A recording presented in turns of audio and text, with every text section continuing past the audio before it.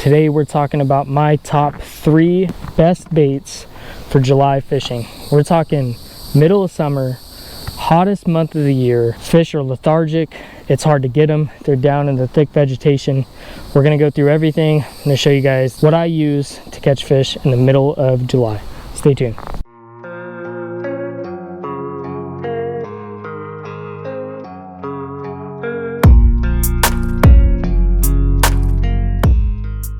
Alright guys, so the first most exciting bait, I think it's the best way that you can catch bass, is going to be on a frog. So this is just a little popping frog.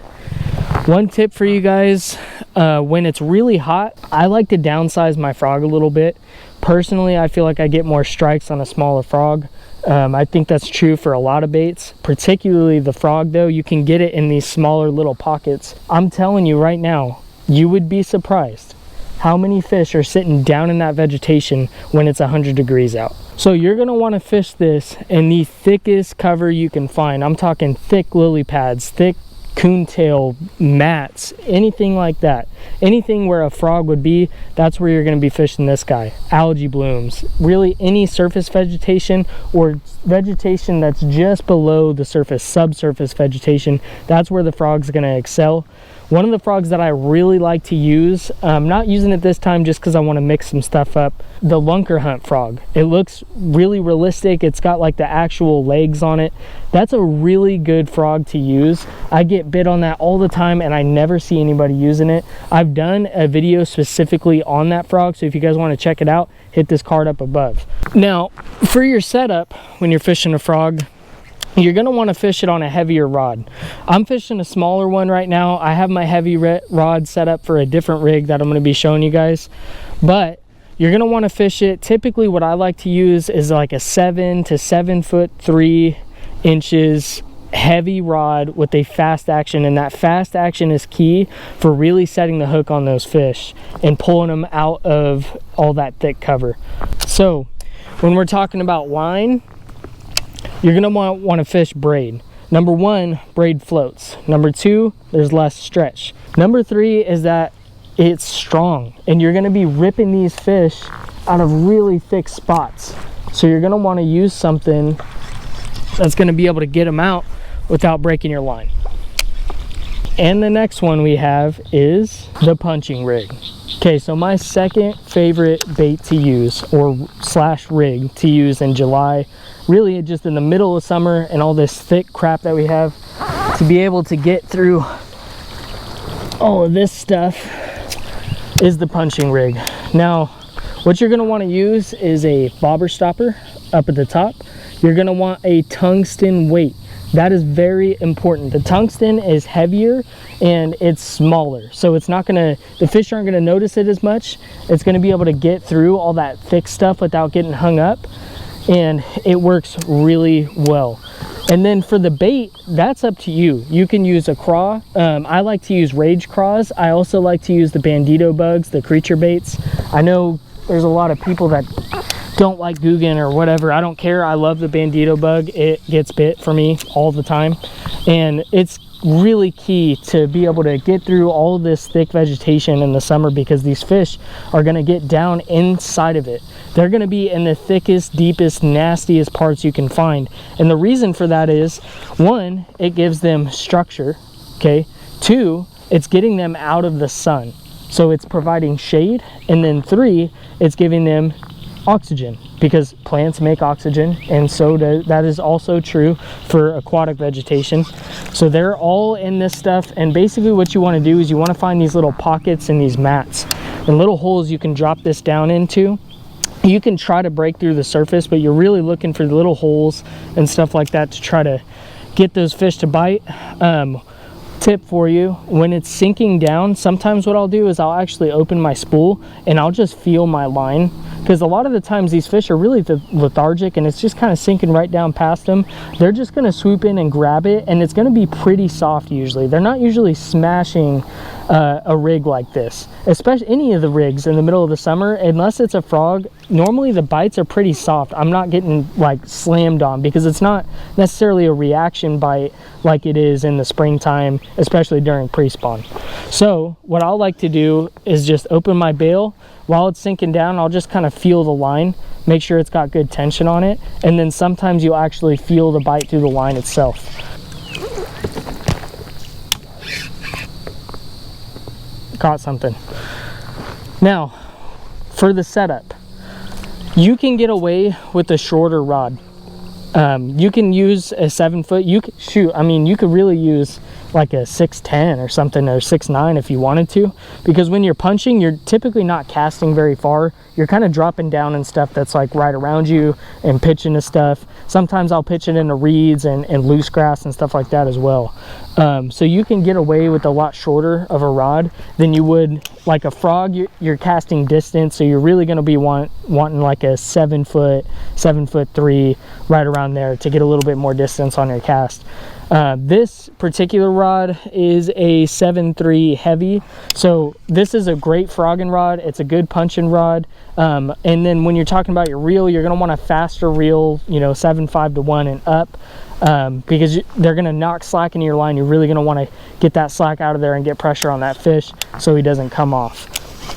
Now for line, that's debatable when it comes to punching. Some people like using fluoro, like a heavier fluoro, like a 20 pound. I don't do that. I'm a braid guy, so I throw mine on a 30 to 50 pound braid. This right here that I have on right now is a 50 pound. I'll use this for punching, and I'll use it for frogging as well.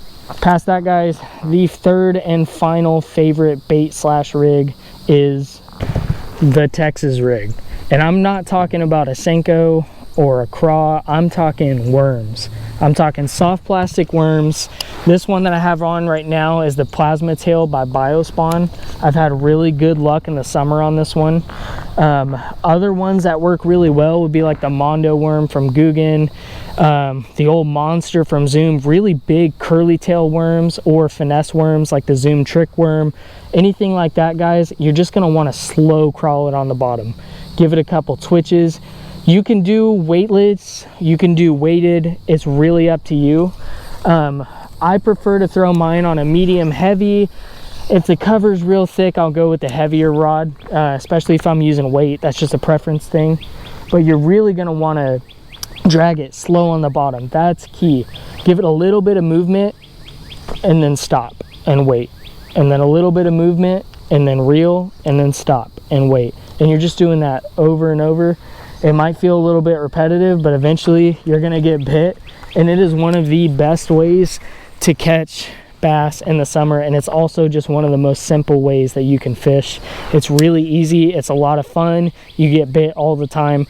I'd say out of all three of these, this one is the most effective if we're talking about just all around using it any place, anytime.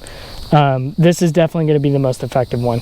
Now the frog is and the punching rig definitely have their time and place, especially when the vegetation is super thick like it is in the summer right now. So for a setup on a Texas rig, guys, like I said, medium heavy to a heavy rod, you want a fast tip on it. That's going to help you get the good hook set. Oh, thought we had one. There we go. All right, well, maybe we got bit. That's going to help you get a good hook set. And then also it's going to increase your sensitivity a little bit, which is nice in the summer because, like I said, they're a little bit lethargic. They're moving a little bit slower when it's 100 degrees outside, just like us. We're not wanting to go and sprint and do all kinds of stuff and eat a bunch of heavy food when we're in 100-degree weather. Fish are kind of like us, guys. Now, as for the line, this is where you can really play around with it, see what you like. On a Texas rig, when the cover's not super thick, I'll use like a 10 to 15 pound braid, or sorry, 10 to 15 pound fluoro. Now I also will use like a 30 pound braid, maybe like a 12 pound line if the water's real clear. This pond, the water is clear at times. when we get a lot of rain, a lot of wind, which we have had recently, that can change. So you're just gonna have to know your conditions, know what you want to use. I didn't want to do a particular bait for these because these are all highly customizable. Use whatever frog you want, whatever plastic worm you want, use whatever bait you want on your punching rig. The idea is just to have the technique down and know what's going to catch you fish during this time of year, and then you can customize it towards whatever baits you like.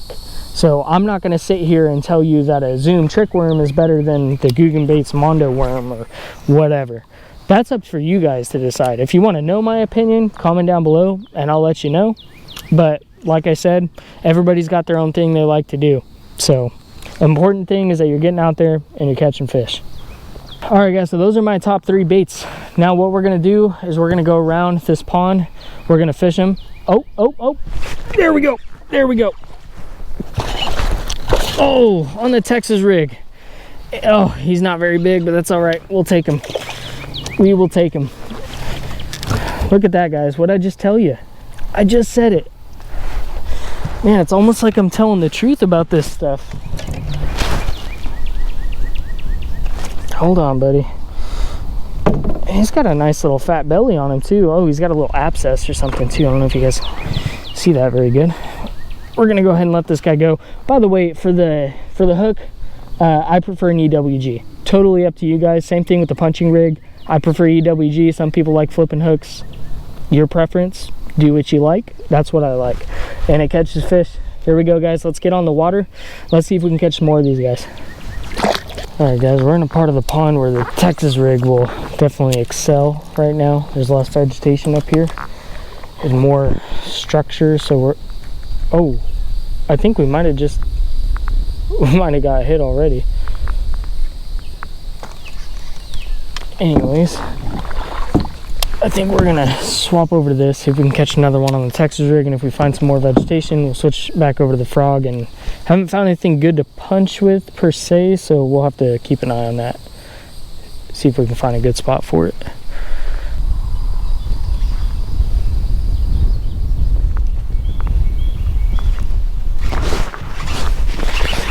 There we go.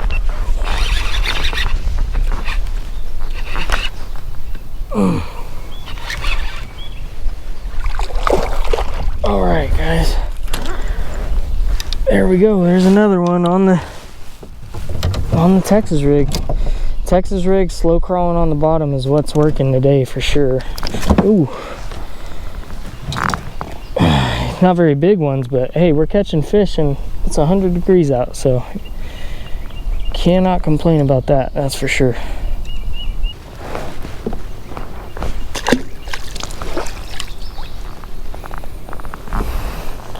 There he goes, folks.